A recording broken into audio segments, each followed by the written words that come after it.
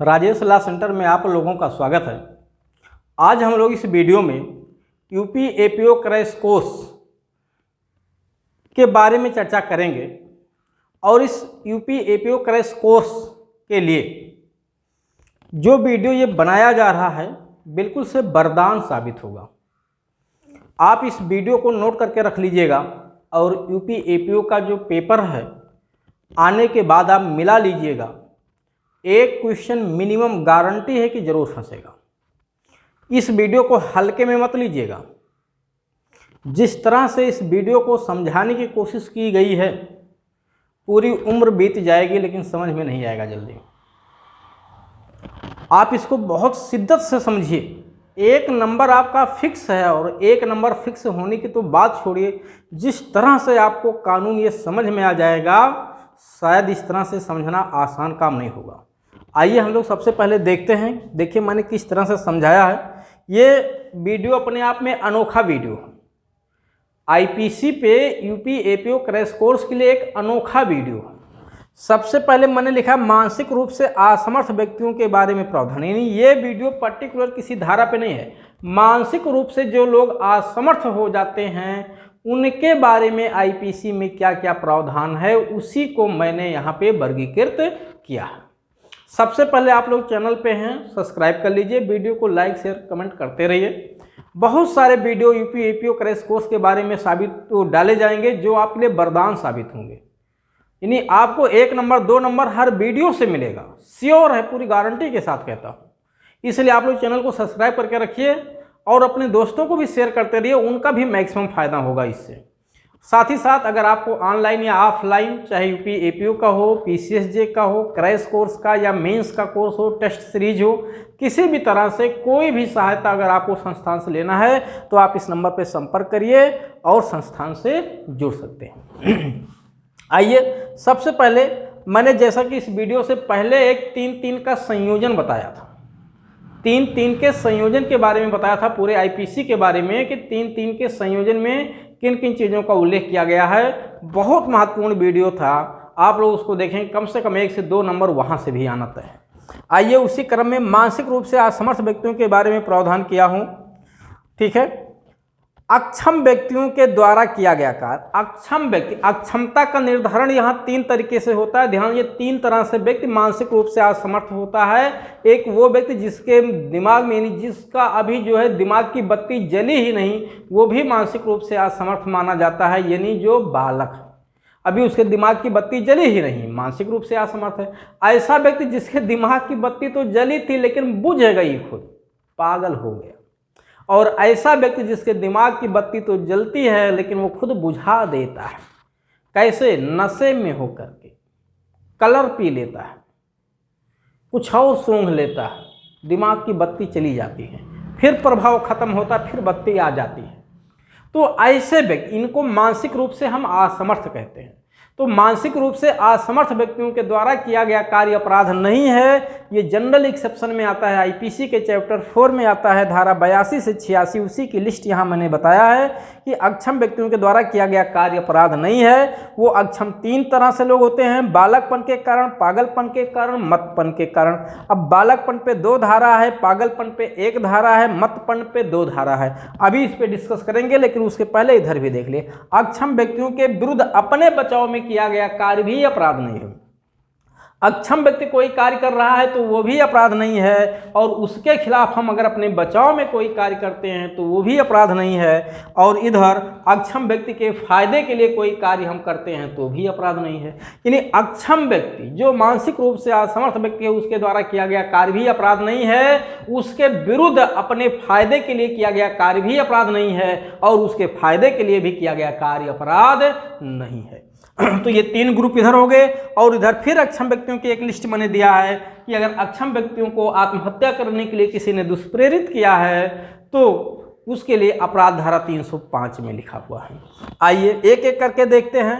सबसे पहले अक्षम व्यक्तियों द्वारा किया गया कार्य, यानी अगर कोई अक्षम व्यक्ति, समझिए कोई बालक है अगर वो मुझे थप्पड़ मारने जा रहा हो, ठीक है, मुझे सुई घोंपने जा रहा हो, ठीक है, मुझे जो है चाकू से मारने जा रहा हो, कोई पागल व्यक्ति मुझे चाकू से मारने जा रहा हो, थप्पड़ मारने जा रहा हो, डंडे से मारने जा रहा हो, आग फेंकने जा रहा हो, ठीक है, कोई मत व्यक्ति जो नशे में हो गया, दिमाग बंद हो गया, चाहे किसी ने किया हो या खुद हो गया हो, वो मुझे सुई घोंपने जा रहा है, चाकू मारने जा रहा है या किसी तरह से मारने जा रहा है, कुछ मेरा संपत्ति नुकसान करने जा रहा है, फाड़ने जा रहा है, आग लगाने जा रहा है, तो उसका कार्य अपराध नहीं है। धारा 82 से 86 भी एक एक करके मैं धारा बताऊंगा, लेकिन उससे बचने के लिए अगर मैं अपना डिफेंस करूं, यानी उसके लिए मैं कोई बल का प्रयोग करूं, कोई कार्य करूं जिससे मैं उससे बच सकूं, तो वो कार्य भी जो मैं करूंगा वो कार्य भी अपराध नहीं है। धारा 98, यानी अक्षम व्यक्ति जो कार्य करा, अगर मुझे थप्पड़ मारने जा रहा है तो उसका थप्पड़ मार देना भी उसके लिए अपराध नहीं, क्योंकि अक्षम है, लेकिन मैं अपने बचाव में अगर उसको भी 2 थप्पड़ लगा दूं तो वो भी अपराध नहीं है। धारा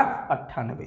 दूसरा, अक्षम व्यक्ति के फायदे के लिए अगर मैं काम करता हूं तो भी अपराध नहीं है। धारा 89 और 92, अक्षम व्यक्ति के फायदे के लिए किया गया कार्य भी अपराध नहीं है, बशर्ते वो कार्य सद्भाव में होना चाहिए, गुड फेथ में होना चाहिए। तो धारा 89 और 92 बचाव देती है।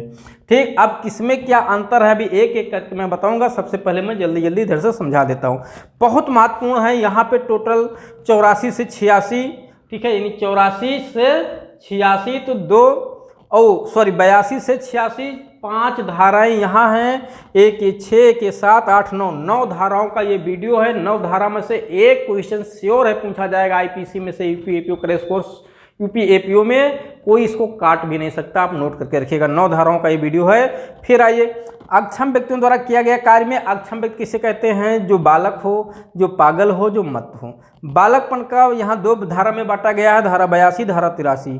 धारा 82 में जिस बालक की उम्र 7 वर्ष से कम है या 7 वर्ष तक भी है उसको डॉली इन कैपेक्स कहते हैं, यानी अक्षम व्यक्ति कहते हैं, उसके द्वारा किया गया कार्य कभी अपराध नहीं होता है। धारा 83 में डॉली कैपेक्स व्यक्ति कहते हैं, यानी सक्षम व्यक्ति कहते हैं, उसके द्वारा किया गया कार्य अपराध होता है, लेकिन यदि वो ये साबित कर देता है कि उसकी उम्र 7 वर्ष से अधिक किंतु 12 वर्ष से कम थी और इसी कम उम्र के कारण ही वो अपने कार्य की प्रकृति या परिणाम को या कि जो कुछ कर रहा है वो दोषपूर्ण है जानने में असमर्थ था, तो उसे भी बचाव मिल जाएगा 83 में। ठीक है, 82 को डॉली इनकैपेक्स कहते हैं, 83 को डॉली कैपेक्स कहते हैं। 82 में बच्चे को अक्षम व्यक्ति माना जाता है, 83 में बच्चे को सक्षम माना जाता है कि अपराध करने के लिए सक्षम है, लेकिन अगर वो ये साबित कर दिया कि उस कम उम्र के कारण ही अपने कार्य की प्रकृति या परिणाम को या वो दोषपूर्ण है जानने में असमर्थ था, तो उसका भी कार्य पूर्ण बचाव हो जाएगा। उसके बाद है 84 पागलपन।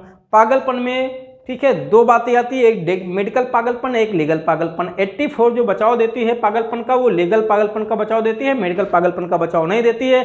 लीगल पागलपन और मेडिकल पागलपन का अंतर सर्वप्रथम मैग्नाटन के केस में किया गया है। मैग्नाटन के केस में हाउस ऑफ लॉर्ड्स के द्वारा मामला डिसाइड किया गया था, 15 जजों की बेंच बनाई गई थी। इस पे पागलपन पे कई सारे दृष्टांत, वो कई सारे जो है सिद्धांत हैं, वो सिद्धांत एग्जाम में पूछे जाते हैं, ध्यान रखिएगा। एक है मैग्नाटन का केस, इसी मैग्नाटन के केस से ही लीगल पागलपन और मेडिकल पागलपन में अंतर किया गया और कहा गया कि धारा 84 जो बचाव देती है पागलों को, वो लीगल पागलपन के आधार पर बचाव देती है, मेडिकल पागलपन के आधार पर बचाव नहीं देती है। ठीक, उसके बाद धारा वो इसी पे एक है ड्रहम का सिद्धांत, ठीक है, ड्रहम का नियम, फिर है आत्मयुग्मन का नियम, फिर है विपक्षित भ्रांति का नियम, फिर है वाइल्ड विस्ट टेस्ट का नियम, फिर है हेल्डविल्ड का नियम। ठीक है, ये सब सिद्धांत हैं जो यहाँ 84 से पूछे जाते हैं कि ये सिद्धांत किस धारा से जुड़े हुए हैं। ठीक, उसके बाद है मतपन।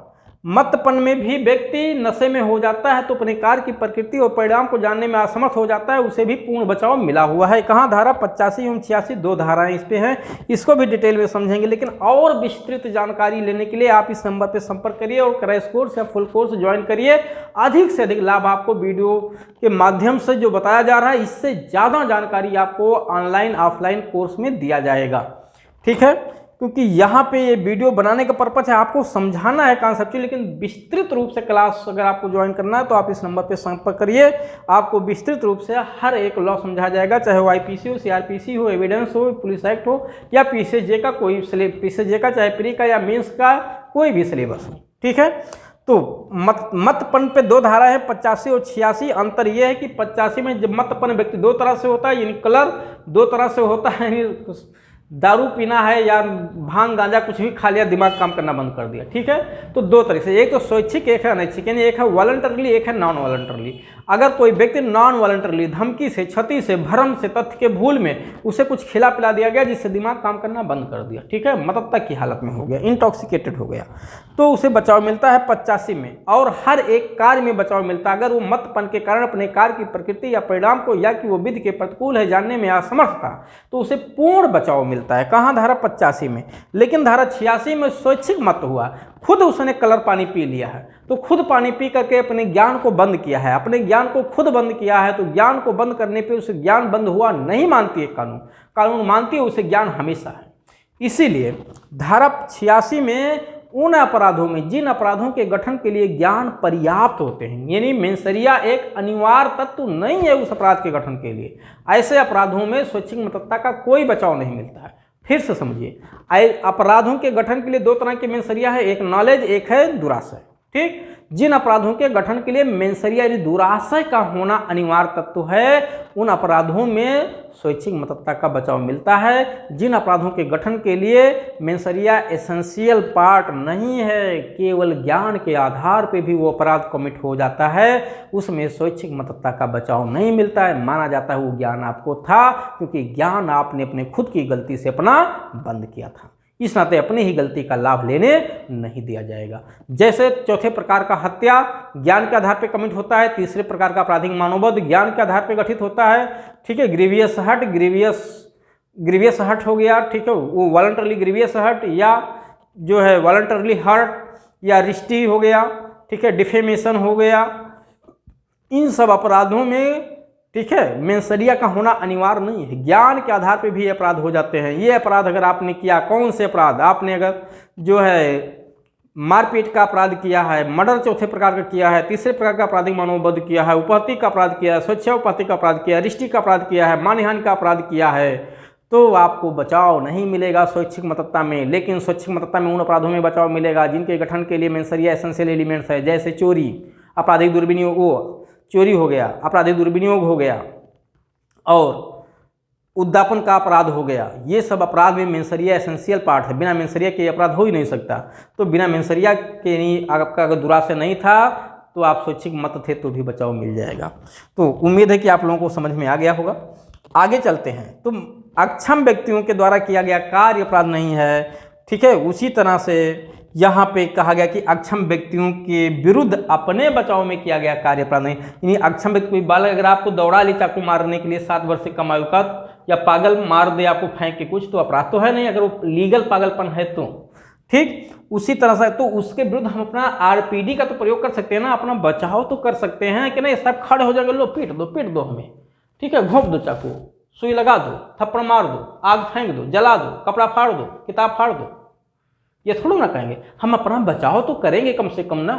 तो अपने बचाव में करने में जो बल का प्रयोग मैंने किया, जिससे मैं अपने को बचा सके, रोक सके, वो कार्य हमारा अपराध नहीं माना जाएगा। यही है 98। तो अक्षम व्यक्तियों का कार्य भी अपराध नहीं है, और उनके खिलाफ अपने फायदे में भी अगर कार्य किया गया तो वो भी अपराध नहीं है, 98। दूसरा, अक्षम व्यक्तियों के लिए, अक्षम व्यक्तियों के फायदे के लिए अगर कार्य किया जाए तो वो भी अपराध नहीं है। यहाँ अक्षम व्यक्तियों का 98, 89, 92, इन तीनों में अक्षम व्यक्ति में जो बालक है उसकी उम्र 12 वर्ष से कम होनी चाहिए, ध्यान रखिएगा। बाकी पागल कोई भी हो सकता है, किसी भी उम्र का, मत व्यक्ति किसी भी उम्र का हो सकता है, लेकिन जो बालक है उसकी उम्र 12 वर्ष से कम होनी चाहिए, तो माइनर कहलाएगा। तो धारा 89 और 92, बालक के फायदे के लिए, अक्षम व्यक्तियों के फायदे के लिए कार्य किया गया, अगर उनकी गार्जियन की सहमति से या गार्जियन द्वारा कार्य किया गया तो वो भी अपराध नहीं है धारा 89 में। लेकिन कब? जब उस कार्य उसके फायदे के लिए और सद्भाव में किया गया हो। लेकिन अक्षम व्यक्तियों की सहमति लेना अगर संभव नहीं है, अक्षम व्यक्तियों की सहमति लेना संभव नहीं है, कार्य तुरंत किया जाना जरूरी है उसके फायदे के लिए, और वो फायदा धन संबंधी फायदा केवल नहीं होनी चाहिए, शारीरिक फायदा भी होना चाहिए, तो धारा 92 में बचाव मिलेगा।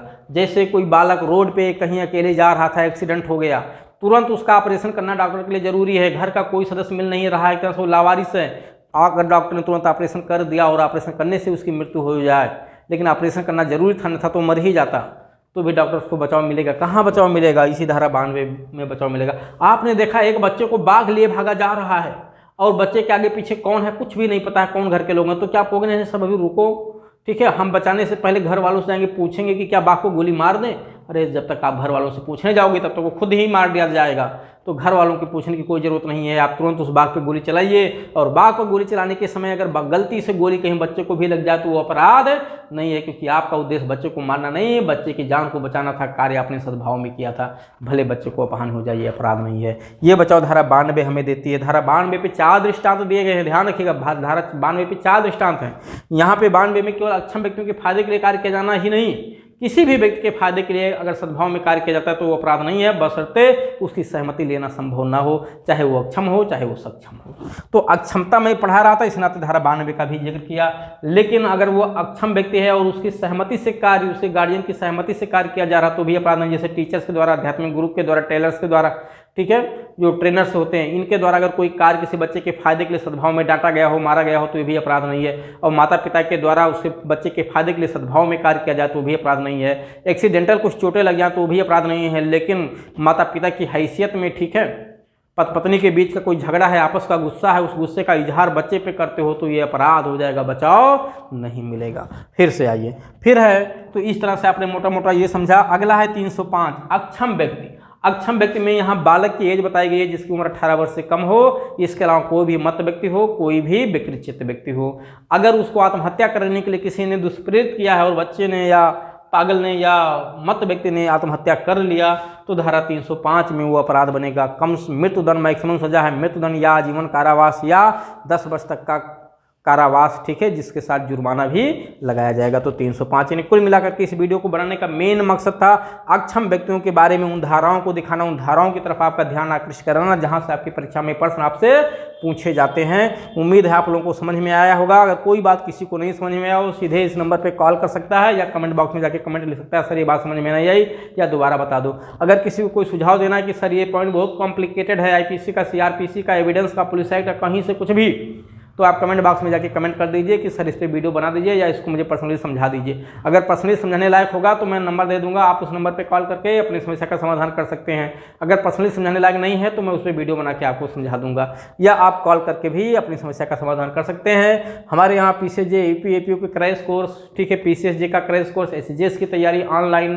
ऑफलाइन दोनों प्रकार की तैयारी लगातार चल रही है, ठीक है। मेंस की भी तैयारी कराई जा रही है, टेस्ट सीरीज भी चलाया जा रहा है। जिस किसी बच्चे को सुविधा अनुसार जो भी उचित हो आप उस तरह से अपनी सुविधा का लाभ, वो अपनी सुविधा अनुसार लाभ ले सकते हैं इस नंबर पर संपर्क करके, ठीक है। तो फिर अब हम लोग, ठीक है, इसी तरह से फिर कोई जो है ऐसा वीडियो लेकर के आएंगे जो आपके UP APU के लिए वरदान साबित हो।